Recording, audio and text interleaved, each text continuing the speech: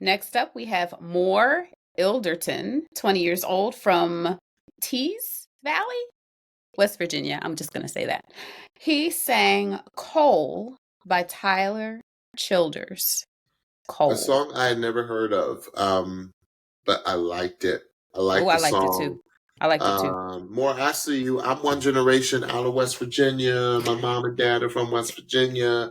Shout out to Parkersburg and Beckley. But yeah, so I'm very familiar with the state. Moore's another one who had a pretty remarkable story. Mm-hmm. And you know, Steph, you can tell some people have lived and have a story by the way they sound, and that's Moore. Come on. Okay?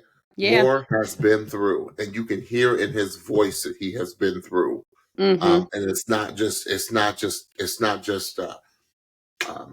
created, right? Right. This is a young man who said, I've been singing that long, because you could tell by his performance, because it was very introspective, but I think it was introspective because he was nervous, because he's never performed before.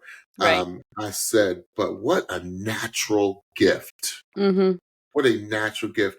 I think he can pick. I think the coaches and him can really fix the pitch issues that were heard, because there were a couple of pitch issues. I said, but he has a lot of appeal, and Buble was spot on the money, where he said this dude could be huge because he's fresh, he's untrained, and he's moldable, if that's a word. And I think that's what the appeal is.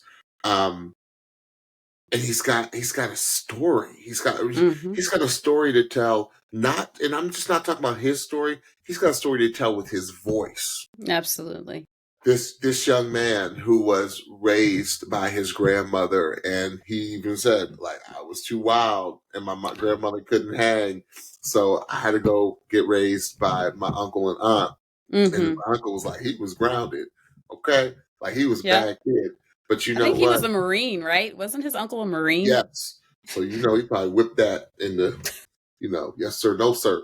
But that's right. His uncle was so proud. And I see young Moore making a deep run in this competition because of those things. He's fresh, he's untrained, he's moldable, and he's got a story to tell. Stephanie. Y'all wait till he really find his voice. Y'all wait. Oh yeah. It's going to be scary. I hope this is not a misquote, but I'm pretty sure that this was a quote. I've never sang into a mic before.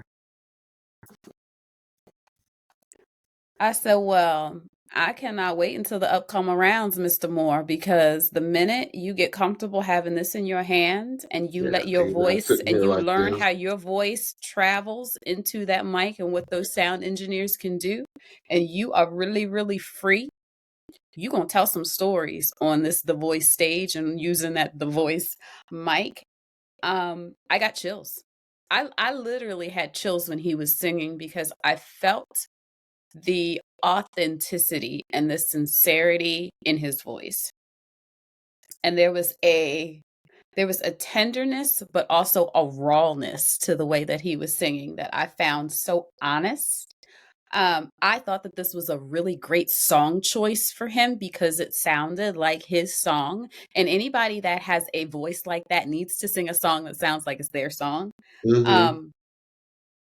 I can't wait to see more of him, because I think that the more comfortable he gets being up on a stage and being in that kind of arena, in that performance arena, the more his voice and his self is going to shine through. It is and this is hard in that genre. It is a country sound that you've never heard before. Right. Like, it's crazy.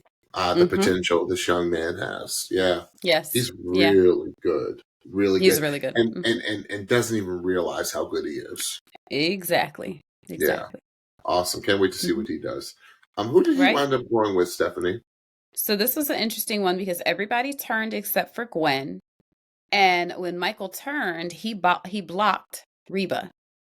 So Mor did end up going with Michael Bublé. Yeah, that was good for Michael because he was gonna choose Reba. You knew he yes. was. Oh yes. Yeah. For sure. Yeah. For sure. Yeah.